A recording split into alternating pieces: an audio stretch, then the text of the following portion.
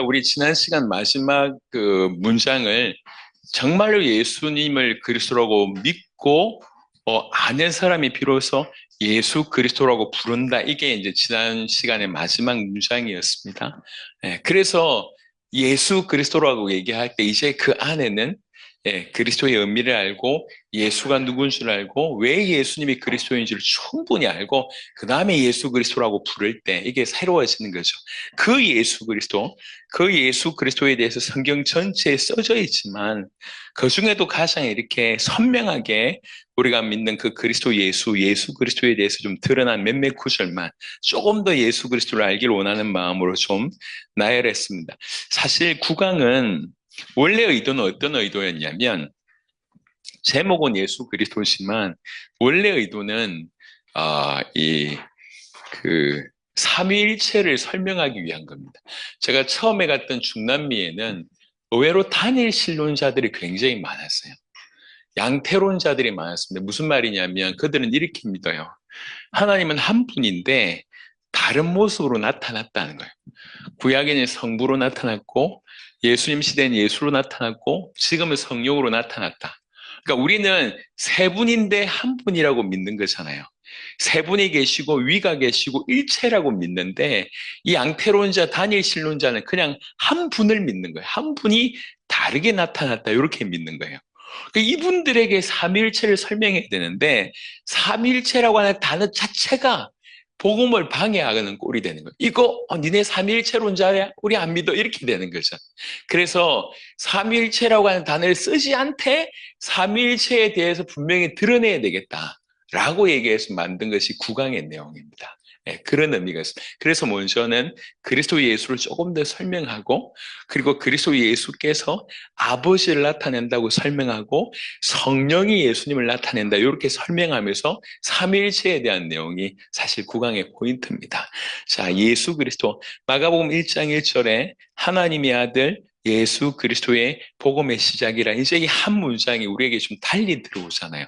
하나님의 아들 예수 그리스도의 복음의 시작. 여러분 초대교회 신자들이 핍박 상황 가운데 카타콤에서 지하의 무덤에서 생활했잖아요.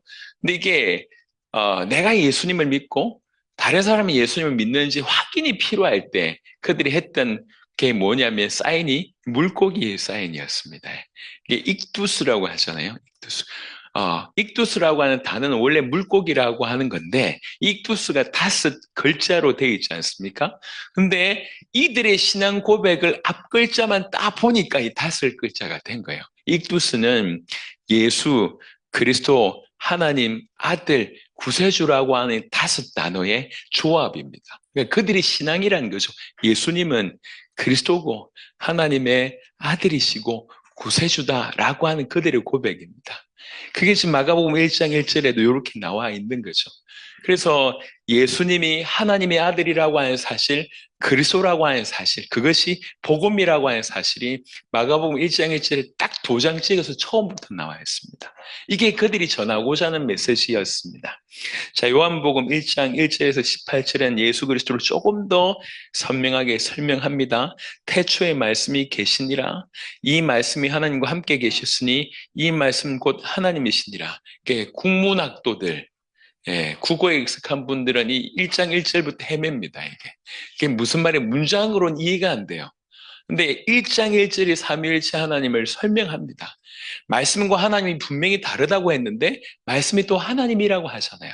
이 말씀은 그리스도를 설명합니다. 말씀이시며 하나님과 함께 계셨으며 하나님이신 그 말씀, 그 그리스도. 그가 태초에 하나님과 함께 계셨고 만물이 그로 말미암아 지은 바 되었으니 지은 것이 하나도 그가 없이는 된 것이 없느니라. 창조주가 되신 그리스도. 그 안에 생명이 있었으니 이 생명은 사람들의 빛이라. 생명이며 빛인 그리스도. 빛이 어둠에 비치되 어둠이 깨닫지 못하더라. 하나님께로부터 보내심을 받은 사람이 있으니 그 이름은 요한이라. 그가 증언하러 왔으니 곧 빛에 대하여 증언하고 모든 사람이 자기로 말미암아 믿게 하려 함이라. 이게 의도입니다. 세례 요한의 이렇게 의도입니다. 그는 이 빛이 아니요 이 빛에 대하여 증언하러 온 자라. 아까 사탕을 먹었더니 계속 이렇게 말을 할 때 좀 막혀서 울컥하는 거 아닙니다. 예, 호르몬 때문에 뭐 올라오는 것도 아니고 사탕 먹어서 약간 이렇게 혹시 오해하실까 봐. 참빛 곧 세상에 와서 각 사람에게 비추는 빛이 있었나니 그가 세상에 계셨으며 세상은 그로 말미암아 지연바 되었을 때 세상이 그를 알지 못하였고 자기 땅에 오매 자기 백성이 영접하지 아니하였으나 이게 그 비참함이죠. 그가 오셨는데도 불구하고 또 자기 백성에게 오셨는데도 불구하고 영접하지 않았습니다. 그런데 그 배경 가운데 12절에 영접하는 자 아무도 알아보지 못하고 자기의 왕이 왔었는데도 불구하고 참빛이 오셨는데도 불구하고 알아보지 못하는데 영접을 했다는 거죠. 그 영접하는 자, 곧 그 이름을 믿는 자들에게는 하나님의 자녀가 되는 권세를 주셨으니 이는 혈통으로나 육종으로나 사람의 뜻으로 나지 아니하고 오직 하나님께로부터 난 자들이나. 요한 1서 5장 1절과 연결해서 보면 이게 더 선명해집니다. 자, 말씀이 육신이 되어 우리 가운데 거하시며 우리가 그의 영광을 보니 아버지의 독생자의 영광이요 그리스도께서는 말씀이 육신이 되신 분이십니다. 15절에 요한이 그에 대하여 증언하여 외쳐 이르되 내가 전에 말하기를 내 뒤에 오시는 이가 나보다 앞선 것은 나보다 먼저 계심이라 한 것이 이 사람을 가리킴이라 하니라. 우리가 다 그의 충만한 데서 받으니 은혜 위에 은혜리라. 율법은 모세로 말미암아 주어진 것이요 은혜와 진리는 예수 그리스도로 말미암아 온 것이라. 본래 하나님을 본 사람이 없으되 아버지 품속에 있는 독생하신 하나님이 나타내셨느니라. 우리가 믿는 그 예수님, 그 그리스도이신 예수님, 하나님의 아들이신 그 예수님이 어떤 분인지를 요한은 이렇게 쭉 풀어냈습니다. 예. 사실 이 정도의 수준까지 이르러지는 못하겠지만 정말 소원하는 바는 우리 입술을 통해서 나의 은으로 풍성하게 그리스도 예수가 전거되는 일들이 우리 가운데 늘 있었으면 좋겠습니다. 화려하지 않아도 내가 믿는, 내가 경험한, 내가 알고 있는 그 그리스도 예수를 나의 은으로 풀어내는 거예요. 이게 너무, 저는 사실 그런 게 너무 사모가 되거든요. 그리고 또 에베소 1장은 그리스도이신 예수님을 이렇게 표현했습니다. 찬송하리로다. 하나님 곧 우리 주 예수 그리스도의 아버지께서 그리스도 안에서 하늘에 속한 모든 신령한 복을 우리에게 주시되 곧 창세전에 그리스도 안에서 우리를 택하사 우리로 사랑 안에서 그 앞에 거룩하고 흠이 없게 하시려고 그 기쁘신 뜻대로 우리를 예정하사 예수 그리스도로 말미암아 자기의 아들들이 되게 하셨으니 에베소 1장에 계속 반복되는 것은 그리스도 안에서 하나님이 그리스도 안에서 하나님의 역사의 방법이 그리스도 안에서 이는 그가 사랑하시는 자 안에서 우리에게 거저 주시는 바 그의 은혜의 영광을 찬송하게 하려는 것이라. 우리는 그리스도 안에서 그의 은혜의 풍성함을 따라 그의 피로 말미암아 속량고 죄 사함을 받았느니라. 이는 그가 모든 지혜와 총명을 우리에게 넘치게 하사 그 뜻의 비밀을 우리에게 알리신 것이요 그의 기뻐하심을 따라 그리스도 안에서 때가 찬 경륜을 위하여 예정하신 것이니 하늘에 있는 것이나 땅에 있는 것이 다 그리스도 안에서 통일되게 하려 하심이라. 이 짧은 구절 안에도 그리스도 안에서가 계속 반복이 됩니다. 하나님은 그리스도를 통해서 그리스도 안에서 일하십니다. 예. 그래서 우리가 믿고 있는 그리스도가 이런 분이심을 또 에베소 1장을 통해서 이렇게 확인할 수 있고요. 저는 개인적으로 골로새 1장을 참 좋아합니다. 예, 제가 그리스도를 묵상할 때에 너무 많이 도움이 됐던 본문입니다. 그가 우리를 흑암의 권세에서 건져내사 그의 사랑의 아들의 나라로 옮기셨으니 그 아들 안에서 우리가 속량고 죄 사함을 얻었도다. 그는 보이지 아니하는 하나님의 형상이시요 모든 피조물보다 먼저 나신 이시니 특별히 16절에 만물이 그에게 창조되되 하늘과 땅에서 보이는 것들과 보이지 않는 것들과 혹은 왕권들이나 주권들이나 통치자들이나 권세들이 다 만물이 그로 말미암고 이것도 놀라운데 그를 위하여 창조되었다. 그리스도가 도대체 어떤 분이냐라고 얘기할 때 제 이해를 가장 지경을 넓혀줬던 부분 이 부분입니다. 만물이 그로 말미암아 지었는데 그 만물이 그를 위하여 그로 말미암아 만물이 시작됐지만 만물의 존재 목적이 그를 위하여. 도대체 그리스도가 얼만큼 큰 분입니까? 어느 정도 큰 분이기 때문에 이렇게 설명합니까?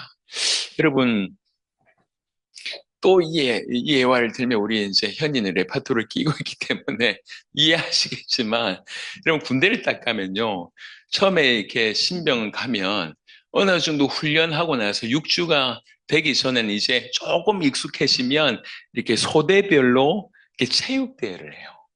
그러면 누가 운동을 잘하는지 모르잖아요. 그러면 얘기합니다. 탁구대회 치고 축구대회 하고 하는데 탁구 잘 치는 놈 손 들어봐 라고 얘기할 때 손 드는 놈 치고 잘 치는 놈 없어요. 예. 어떤 친구가 잘하냐면 라켓 좀 잡아봐서 요런 사람들이 탁구를 잘 쳐요. 축구 잘한다고 손든 놈 치고 공 잘 차는 사람이 별로 없어요. 그러니까 모르니까 잘한다고 하는 거예요. 모르니까. 예를 들면 수십 년 동안 화가였던 사람들한테 물어보세요. 미술이 뭐냐고 물어보면 말 쉽게 못할 겁니다.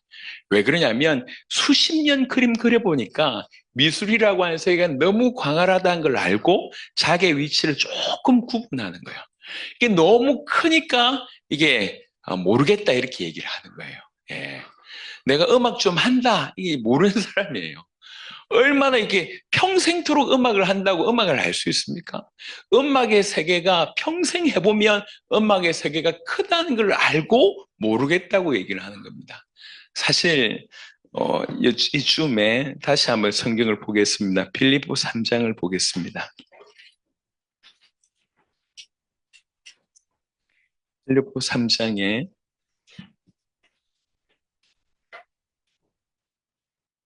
10절부터 12절 보시면 빌립보 3장 10절부터 내가 그리스도와 그 부활의 권능과 그 고난의 참여함을 알고자 하여 이걸 알고 싶어서 그의 죽으심을 본받아 어떻게 해서든지 죽은 자 가운데서 부활에 이르려 하노니 알고 싶은 게 있는데 이것 때문에 빨리 죽어서 부활에 이루고 싶다라고 얘기합니다. 그 알고 싶은 내용을 설명하기를 내가 그리스도와 그 부활의 권능과 그 고난의 참여함을 알고자 해요. 이게 신학적으로는 어떻게 해석되는지는 잘 모르겠어요. 하지만 제가 받은 바 사도 바울에는 거기에 딱 꽂혀 있었던 거죠. 예, 지금 이 빌립보스를 쓸 무렵은 사도 바울이 거의 생애 얼마 남지 않는 그리고 지금 감옥에 갇혀서 이 편지를 쓰지 않습니까? 이게 옥중서신이라고 하잖아요. 어떻게 보면 지구상에서 감히 얘기하기를 가장 그리스도를 잘 아는 분이라고 얘기할 수 있습니다. 사도 바울은 기도하면서 셋째 하늘까지 올라갈 정도로 기도했다. 이거는 보통의 수준이 아닌 거죠. 사실은 전 지구상에 존재했던 모든 사람들보다 가장 영적으로 깊이 들어간 분이라고도 과언이 아닙니다. 가장 그리스도를 잘 알고 또 잘 전했고 잘 누렸던 사람입니다. 그 사람이 하는 말이에요. 일평생 그리스도에 대해서 최고의 전문가인 그가 내가 여전히 배고프다. 내가 여전히 알고 싶다는 거예요. 그 그리스도를 알고 싶고 그 부활의 권능 그거 알고 싶고 그 고난의 참여함 그거 알고 싶다고. 사실은 제가 약 30년 가까이 된 것 같습니다. 말씀을 묵상하다가 이게 부딪혔을 때 저는 왜 사도 바울이 저렇게 살 수밖에 없었을까를 이 본문을 통해서 좀 이렇게 희미하게 깨달았던 것 같습니다. 그러니까 일어난 역사에 교만할 수가 없고 자랑할 수가 없는 거죠. 그리스도가 이렇게 그분에겐 이해되어졌으니까. 그러니까 골로새 1장과 연결해서 보면 만물이 그로 말미암고 그를 위하여라고 얘기할 때 그리스도가 만물과 비교해 봤을 때 어마어마하게 크신 분이잖아요. 자기가 일평생 누려왔지만 이 어마어마한 크신 그리스도를 알기에는 역부족일 수밖에 없는 거죠. 그래서 더 그리스도를 알고 싶다고 얘기를 합니다. 네. 지금 그때 받은 충격으로 저는 지금까지 살아왔고요. 제가 늘 얘기 드리지만 저는 여전히 더 답답함을 느낍니다. 예. 그리스도가 너무 크신 분인데 내가 알고 경험한 건 너무 작다 보니까 더 알고 싶은 마음에 더 답답한 거예요. 근데 그 답답함이 저로 하여금 본질에서 벗어나지 않게끔 만드시더라고요. 계속 그 길을 걸어가게끔 만듭니다. 외부에 일어나는 환경과 상황은 중요하지 않습니다. 그것에 초점 맞춰서 계속 걸어가게 하시는 것 같습니다. 여러분, 우리가 믿고 있는 그리스도 예수는 이런 분입니다. 이런 분을 기초로 만들어 놨어요. 사단이. 예, 이런 분을 이 그리스도의 지식, 최고의 지식이라고 하는 이 지식을 기초로 만들어 놨어요.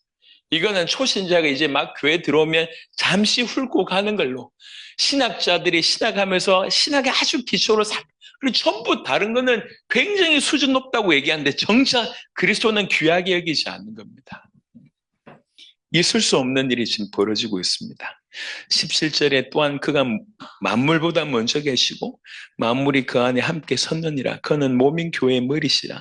그가 근본이시오 죽은 자들 가운데 먼저 나신 이시니 이는 친히 만물의 으뜸이 되리 하시며 아버지께서는 모든 충만으로 예수 안에 거하게 하시고 그의 십자가의 피로 화평을 이루사 만물 곧 땅에 있는 것들이나 하늘에 있는 것들이 다 그로 말미암아 자기와 화목하게 되기를 기뻐하시니라. 그러니까 이제 그리스도 예수에 대해서 이제 우리가 예수님을 그리스도 믿었기 때문에 예수 그리스도라고 부르는데 그 예수 그리스도에 대해서 조금 더 선명하게 밝혀주는 몇몇 본문을 말씀을 드렸습니다. 성경 자체가 사실 이 얘기를 하고 있기 때문에 우리가 믿는 그리스도 예수가 이렇습니다. 그래서 적어도 예수님을 그리스도로 믿는 우리를 통해서는 그분이 높임 받게 되기를 바랍니다. 우리를 통해서만이라도 그분이 높임 받기를 그리스도 예수 이름으로 축원합니다. 자, 두 번째 테마는 그 그리스도께서는 아버지를 나타내신다는 거죠. 요한복음 1장 18절에 아버지를 본 자가 없는데, 아버지를 본 사람이 없는데 독생하신 하나님이 그 예수님이 아버지를 드러내셨다고 되어 있습니다. 요한복음 14장에는 6절만 중요한 것이 아닙니다. 예수께서 이르시되 내가 곧 길이요 진리요 생명이니 나로 말미암지 않고는 아버지께로 올 자가 없느니라.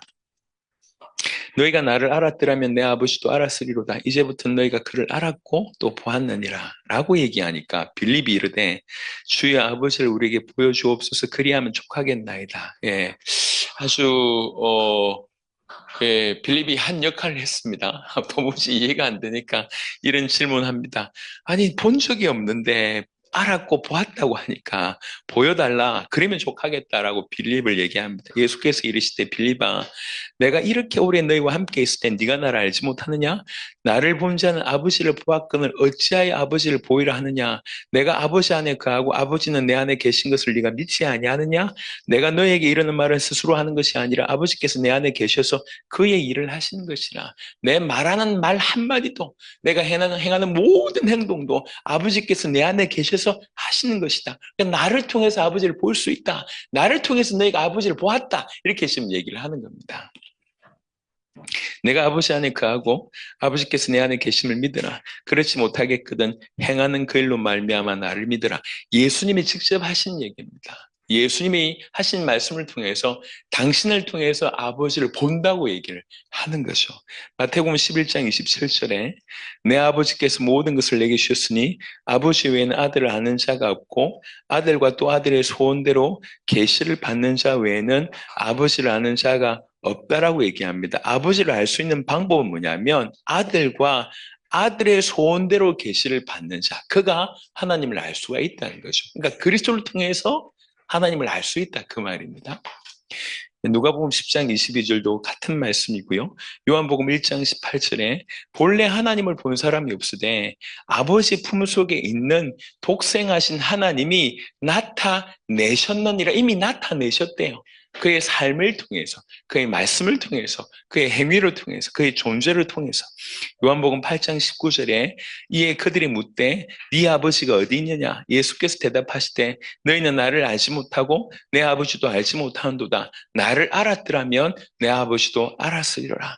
요한복음 10장 30절 나와 아버지는 하나이니라 하신대. 요한복음 10장 38절 내가 행하거든 나를 믿지 아니할지라도 그 이름 믿으라. 그러면 너희가 아버지께서 내 안에 계시고 내가 아버지 안에 있음을 깨달아 알리라 하시니.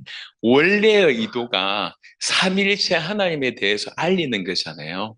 그러면서 동시에 예수님이 하신 가장 중요한 것은 하나님을 드러내시는 거거든요. 이 두 가지의 목적을 염두에 두고 이렇게 정리했습니다. 여러분, 우리는 그리스도 예수를 통해서 아버지 하나님을 압니다. 그분이 어떤 속성을 가지고 있는지, 얼마나 사랑인지를 우리가 알 수 있습니다. 자, 우리 한번 기도하도록 하겠습니다. 이게 이번에 말씀 중간중간에 기도한 거 너무 잘한 것 같아요. 이렇게 한 시간의 집중력이 이제 이게 쭉 가기보다 중간중에 한번 탁탁 치고 가니까 분위기가 훨씬 좋은 것 같습니다. 예. 두 가지를 가지고 한번 기도하면 좋겠는데, 우리가 믿는 그리스도 예수가 어떤 분이신지 다시 한번 마가복음 1장 1절, 요한복음 1장, 에베소 1장, 골로새 1장을 통해서 우리가 믿는 그리스도 예수가 어느 만큼 엄청난 분이신지를 잠시 나누었습니다. 주님, 더욱 그리스도 예수의 배고프게 하시고 사도 바울처럼 그리스도를 알고 부활의 권능을 알고 그 고난의 참여를 알고자 하는 그런 거룩한 욕망이 우리 가운데 있게 하옵소서. 그리고 그리스도 예수를 통해서 아버지를 알아갈 수 있도록 나타내신 그 하나님을 알 수 있도록 주님 우리에게 그런 은혜를 베풀어 주시옵소서. 한 5분 정도 기도하겠습니다. 하나님 감사합니다. 아버지 하나님이여, 정말 또 저녁 시간에 하나님의 말씀을 전하게 하심을 감사합니다. 말씀이 우리 가운데 흥왕하게 하여 주시옵소서.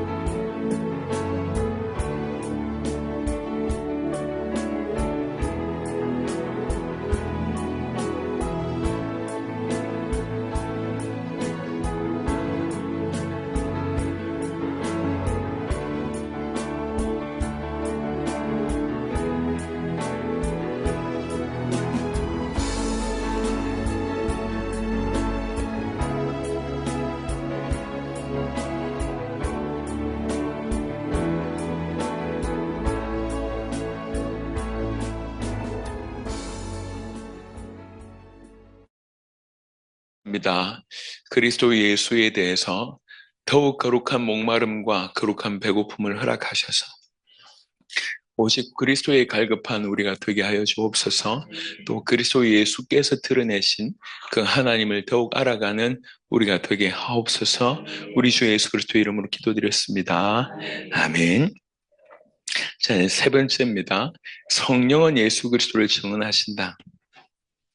여러분, 이제 이런 말이 있습니다. 구약은 성부 시대, 신약은 성자 시대, 지금은 성령 시대라고 하는 말이 있습니다. 틀리지 않는데 100% 맞는 말도 아닌 것 같아요. 왜 그러냐면 사실은 이 원리를 조금 보면 그 말이 성령 시대라고 얘기하면서 성령만 계속 강조하는데 자세하게 보시면 이 성령이 이렇게 가르치는 방향이 있다고요. 그 가르치는 방향이 성경에서 분명히 얘기하고 있습니다. 이러면 성령 운동 한다고 하면서 말은 성령 운동이지만 성령이 베풀어 주신 그 은사를 받으려고 하는 목적으로 성령 운동 하시는 분들이 굉장히 많았습니다. 그래서 어떤 분들은 성령 운동 하면서 그냥 이렇게 집회마다 막 웃는 그런 성령 운동이 있어요. 그냥 계속 집회 내내 깔깔거립니다. 또 어떤 성령 운동은 우는 성령 운동이 있어요. 그렇게 울어요. 집회 내도록 울어요. 이렇게 울면 속이 시원하긴 하지만 성령의 역사 중에 하나입니다. 그러니까 달라는 거지, 성령의 은사를.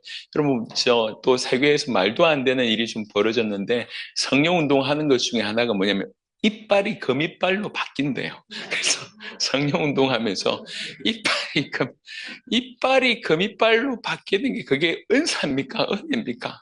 그런 걸 막 구하는 거예요. 뭔가 성령을 추구하면서 그 성령이 주시는 다양한 은혜, 다양한 선물, 사실 목표는 뭐냐면 이것 자체입니다. 근데 성령께서 어떤 분이신지를 성경 전체에서 열거하고 있지만 성령에 관해서 가장 심플하고 정확하게 말씀하신 분은 예수님이십니다. 그 예수님이 성령은 이런 분이야 라고 언급했습니다. 보시면 요한복음 14장 26절에 보니까 보혜사, 이제 그냥 한자로 얘기하면 우리에게 보호해 주시고 은혜 베풀어 주시고 가르치는 분이라고 하는 건데 첫 번째 보혜사는 우리 주님이십니다. 예수님이시고 보혜사 두 번째 곧 아버지께서 내 이름으로 보내실 성령 그가 너에게 모든 것을 가르치고 내가 너에게 말한 모든 것을 생각나게 하리라. 그 성령은 보혜사인데 내 이름으로 보내실 보혜사다. 근데 그가 오시면 너에게 모든 것을 가르치는데 내가 너에게 말한 모든 것을 생각나게 하리라. 성령의 역사가 성령 시대라고 얘기하면서 예수 시대 지났으니까 성령 자체적인 어떤 그 성령의 활동만 얘기한 게 아니라는 거죠. 그 성령은 예수님이 하신 말씀을 생각나게 하십니다. 15장 26절은 조금 더 선명하게 말씀하셨습니다. 내가 아버지께로부터 너에게 보낼 보혜사 곧 아버지께로부터 나오시는 진리의 성령이 오실 때 그 성령은 진리의 성령인데 그가 나를 증언하실 것이요 라고 되어 있습니다. 성령은 그리스도를 증언합니다. 성령은 그리스도를 증언한다고 예수님이 말씀하셨습니다. 그 다음에 요한복음 16장 16절에 그러나 진리의 성령이 오시면 그가 너희를 모든 진리 가운데로 인도하시리니 그가 스스로 말하지 않고 오직 들은 것을 말하며 장래일을 너에게 알리시리라. 들은 것을 말하며 장래일을 알리시리라 하면서 얘기하신 게 모든 진리 가운데 성령 우리를 진리 가운데로 인도하십니다. 근데 진리 중에 진리는 요한복음 14장에 내가 곧 길이요 진리라고 예수님 얘기하셨습니다.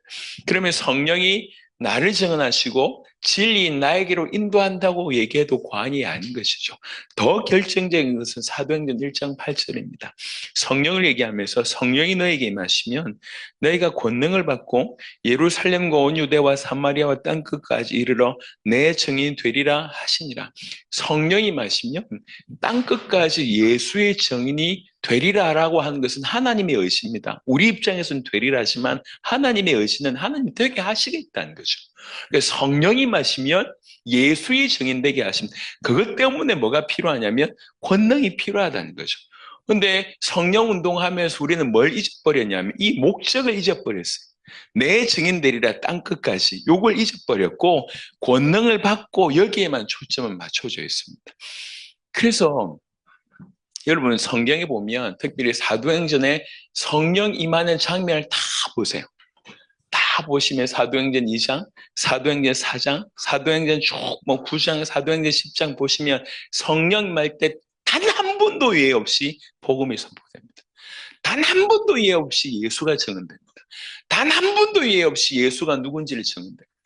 그러니까 성령이 임하시는데 복음이 선포되지 않아 한번 확인해 볼 필요가 있습니다.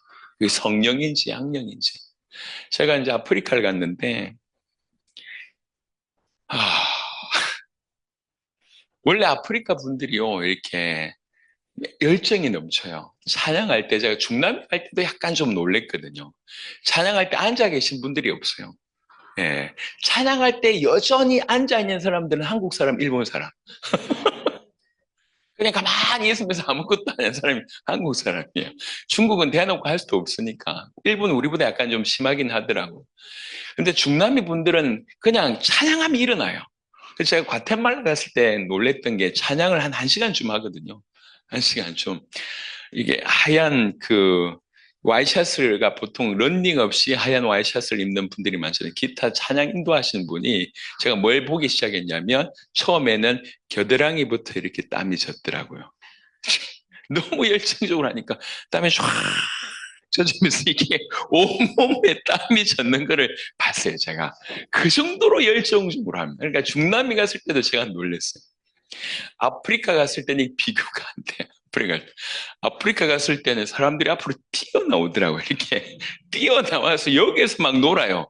어떤 데는 아프리카 갔는데 어떤 구조냐면 이렇게 문이 있지만 문이 열려 있고요. 이 바깥에 이렇게 크게 마당이 있어요. 예, 찬양을 하는데 돌기 시작하더라고요. 요 실내에서 돌더니 밖으로 나가 뛰어돌아. 한참 뛰어놀다가 들어오는, 이게 찬양이에요. 와, 미친 줄 알았습니다. 그런데 조금 흥분한 사람은 이 사람이 여기서 넘어져서 이제 이렇게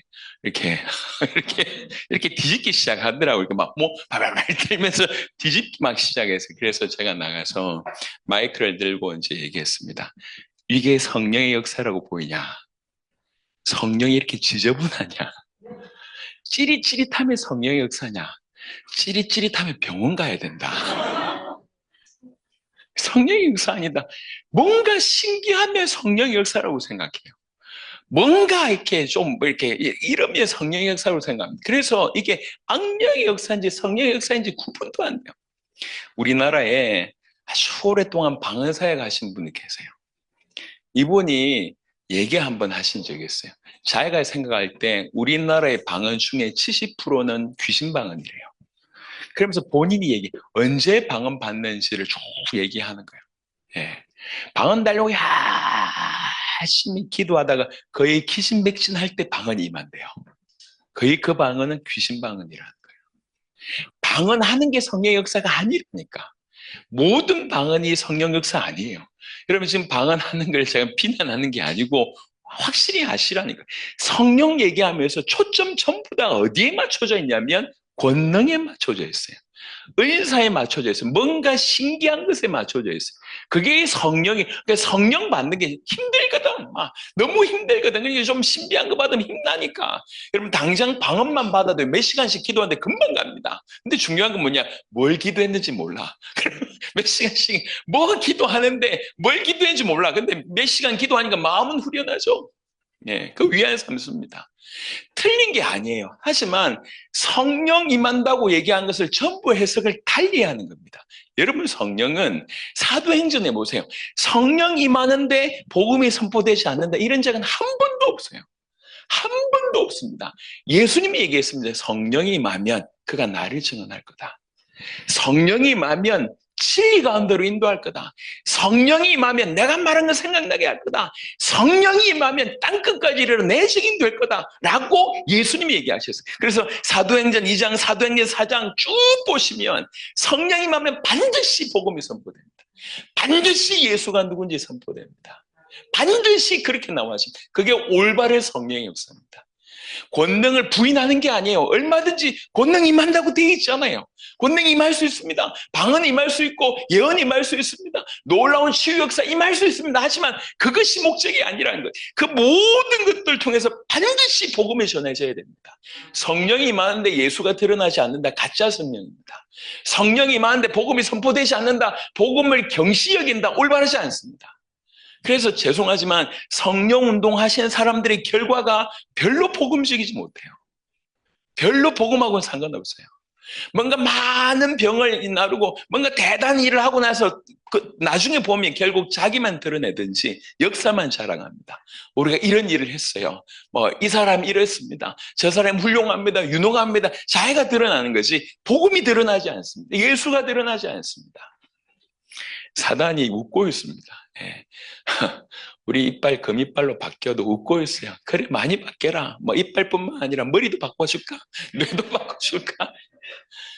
바뀌면 뭐 하냔 말이요. 금이빨 바뀌면 물론 뭐 보통 이빨보다는 비싸긴 하겠지만 바뀌어봐야 뭐 하겠냐는 거지. 너무 사람들이 예수님이 어떤 분인지 모르니까 예수가 그리스도라고 하는지 얼마나 엄청난 진리인지 모르니까 겨우 이 복음을 이용해서 겨우 이 정도 응답을 추구하고 있어요. 이 정도 응답.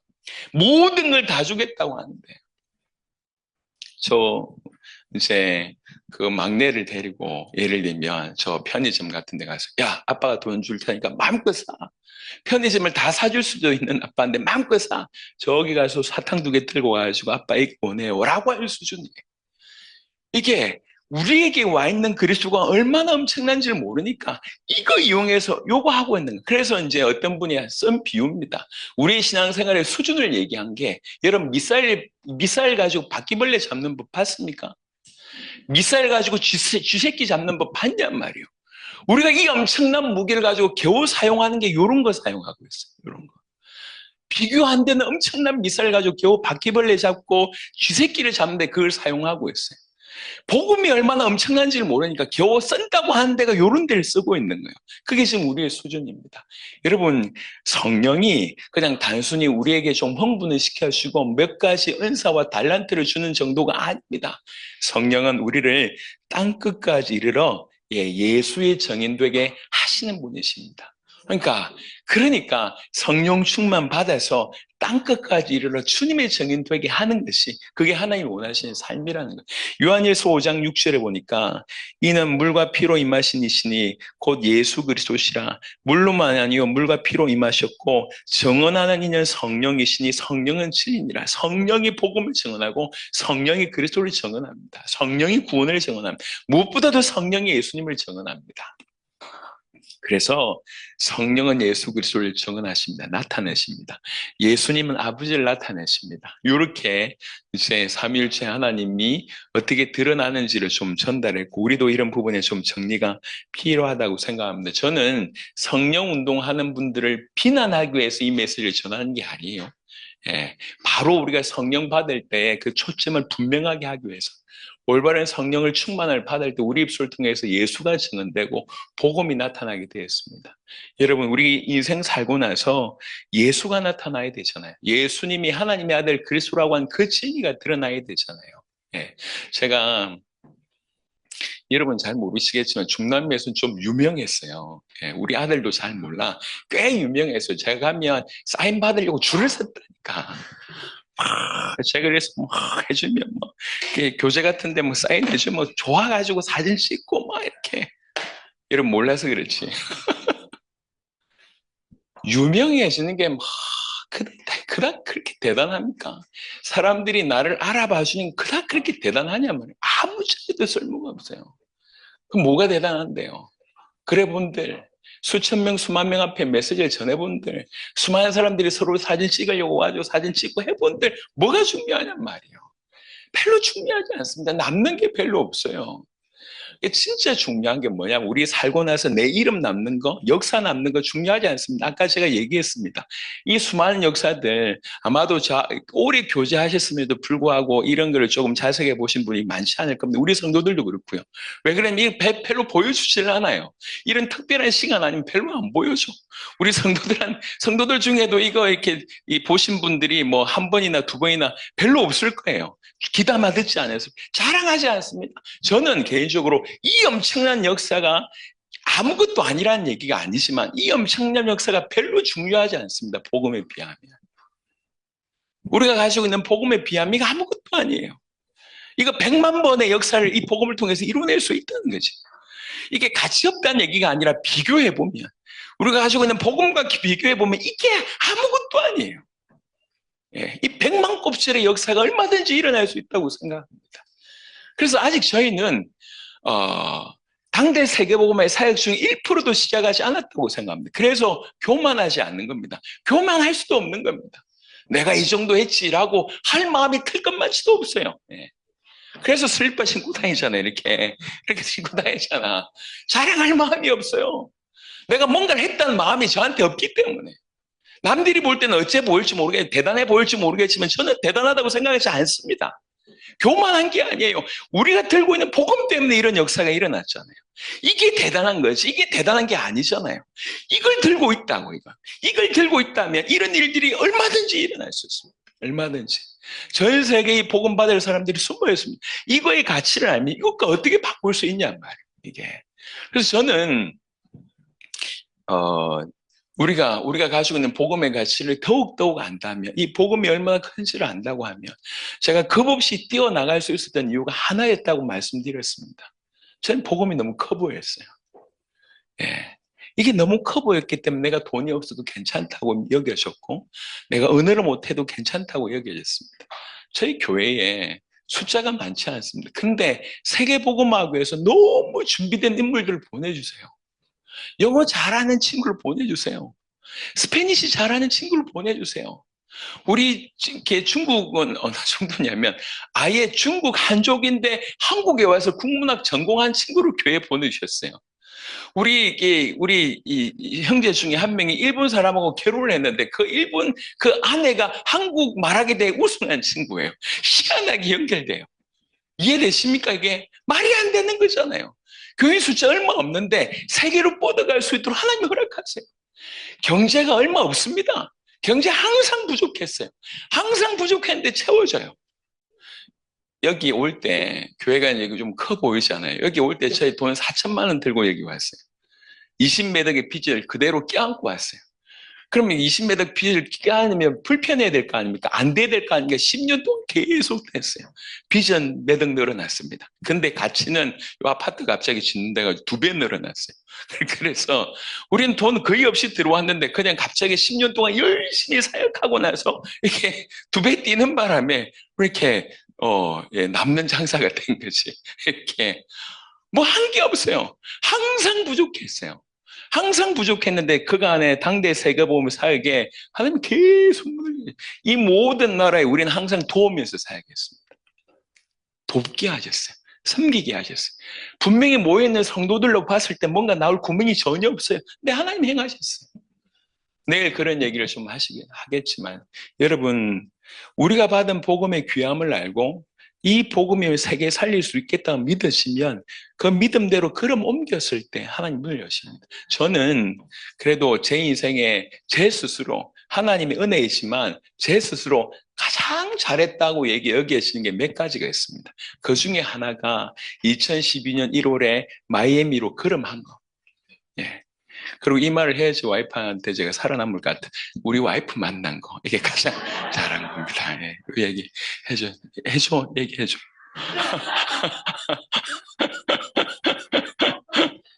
나이가 들면서 계속 이제 인정하게 됐어요. 서열 1위가 그분이라고 하는 사실을 인정하기 시작. 여튼 그 2012년 1월에 아무것도 보이지 않지만 그냥 믿음으로 발을 하나 툭 담겼는데 그게 8년 만에 이렇게 백개국의 문이 이렇게 열리는 거예요. 예. 알고 간 게 아니에요. 뭔가 짜고 간 게 아니라고. 그냥 이 복음의 가치가 너무 믿어져서 이 복음이라면 전 세계에 하나님께서 복음하겠다고 믿어져서 믿음으로 옮겼을 뿐인데 하나님이 열매를 계속 맺게 하시니 계속. 어떤 특별한 행위가 아닌 것 같습니다. 복음을 귀하게 여기고 복음을 가치 있게 여기고 복음을 복음 수준으로 우리가 인정을 하면 그 다음에 하나님 열심히 같습니다. 여러분 성령은 다양한 은사를 주시지만 권능을 주시지만 성령은 예수님을 증언합니다. 예수의 증인되게 하십니다. 그게 성령의 역사입니다. 자, 그리고 우리의 주가 되시는 예수 그리스도. 제가 처음에 아놀드 목사님을 만났을 때 아놀드 목사님이 한 질문, 쿠바 사람들이 했던 질문입니다. 어떤 질문이냐면 우리는 예수님을 주라고 얘기했다. 당신은 예수를 그리스도라고 얘기하는 이게 뭐가 틀리냐라고 얘기했어요. 그러니까 뭐가 틀린지를 제가 잠시 설명을 하면 예수님이 하나님의 아들 그리스도라고 하는 사실은 조금 그냥 심플하게 얘기하면 객관적인 진리입니다. 그리고 그 예수가 나의 주인이 되는 것은 나의 주관적인 어떤 관계라고 말씀을 드릴 수가 있습니다. 그분이 만유의 주라고 하는 것은 객관적인 사실이지만 그분을 나의 주인으로 모셔드린 것은 주관적인 관계인 거죠. 자, 내가 결혼을 하는데 결혼할 대상자가 누군지를 모르고 내 와이프로 맞아들인다. 이 있을 수 있냐? 당신의 예수님을 주인으로 영접을 한다고 하는데 그 예수가 누군지를 모르고 주님으로 모셔드릴 수 있냐? 이 관계인 것 같다. 물론 성경에서 예수님에 관해서 웬만큼 얘기해서 웬만큼 알고 있겠지만 굳이 차이를 논하라고 하면 예수님이 주인이며 동시에 하나님의 아들 그리스도라고 하는 사실, 내가 주인으로 섬기는 그가 누구냐? 이거 알고 주인으로 모셔드릴 수 있지 않겠냐? 주인으로 모셔드린다는 것은 내 목숨 전체를 건다는 얘기인데 여러분, 예수님을 주인으로 모셔드린다고 하는 것은 대단한 얘기, 이게 간단한 얘기가 아니에요. 예. 엄청난 얘기입니다. 그분이 내 주인으로 오신다는 건 내가 그분의 종으로 된다는 얘기지 않습니까? 우리 인생을 그분에게 전부를 드린다는 얘기인데 내가 전부를 드릴 만큼 보여줘야지 전부를 드릴 수 있지 않습니까? 그렇게 보여줘야지 드릴 수 있는 거잖아요. 그래서 예수 그리스도가 이런 분이시기 때문에 우리의 주로 모셔드릴 수 있다. 참으로 그가 우리의 주가 되신다 말씀드릴 수가 있겠습니다. 고린도서 8장 6절에 그러나 우리에겐 한 하나님 곧 아버지가 계시니 만물이 그에게서 났고 우리도 그를 위하여 있고 또한 한 주 예수 그리스도께서 계시니 만물이 그로 말미암고 우리도 그로 말미암아 있느니라. 고린도서 12장 3절 그러므로 내가 너에게 알리노니 하나님의 영으로 말하는 자는 누구든지 예수를 저주할 자라 하지 아니하고 또 성령으로 아니하고는 누구든지 예수를 주시라 할 수 없느니라. 빌립보 2장 11절 모든 입으로 예수 그리스도를 주라 시인하여 하나님 아버지께 영광을 돌리게 하셨느니라. 갈라디아 6장 14절에 그러나 내게는 우리 주 예수 그리스도의 십자가 외에 결코 자랑할 것이 없으니 그리스도로 말미암아 세상이 나를 대하여 십자가에 못 박히고 내가 또한 세상을 대하여 그러하니라. 아멘. 해외 나갔을 때도 이렇게 풍성한 예화나 아니면 이렇게 뭔가의 감성을 자극하는 거나 이런 부분들을 거의 하지 않고 그냥 있는 그대로를 계속 설명하는 식으로 말씀을 전했습니다. 그래서 지금도 이제 그런 분위기인데 요는 지금 많이 감동받고 저 문 열고 나가는 순간 잊어버리는 건 옳지 않은 것 같아요. 그래서 말씀이 계속 남고 말씀이 설명한 그 복음이 계속 남는 것이 가장 중요하리라고 생각합니다. 예, 조금 빨리 마칠 수 있을 것 같습니다. 예, 너무 행복합니다. 우리 기대가 너무, 예, 조금 30분 빨리 마치는 것도 이렇게 행복을 줄 수 있다 그러면 얼마나 감사합니까? 내일은 1시간 더 빨리 마칠 수 있도록. 다시 한번 기도하겠습니다. 어제하고 오늘 우리에게 주셨던 말씀 계속 점층적으로 설명이 되었습니다. 우리 인생의 문제와 우리가 그리스도가 필요함과 예수님이 그리스도 되심과 그 예수가 그리스도라고 하는 사실 믿음과 우리가 믿는 그 그리스도 예수가 어떤 분이며 삼위일체 하나님이 어떤 분인지까지 쭉 나왔습니다. 예수님은 하나님을 아버지를 나타내고 성령은 예수를 증언하십니다. 그 그리스도 예수가 우리의 주가 되십니다. 이 모든 내용을 가지고 주님 이 복음이 우리에게 살아나게 하시고 우리에게 복음이 복음의 위치를 우리 안에서 주장할 수 있도록 하나님 역사하여 주시옵소서. 더욱 성령 충만하여 우리 입을 통해서 예수 그리스도를 증언하시고 그 그리스도 예수가 우리의 주시라고 하는 사실을 정말 믿을 수 있도록 하나님 역사하옵소서. 주님이 또 여러분에게 주신 메시지가 있다면 그거 붙들고 한 마지막으로 10분 정도 간절히 한번 기도하도록 하겠습니다. 하나님 감사합니다.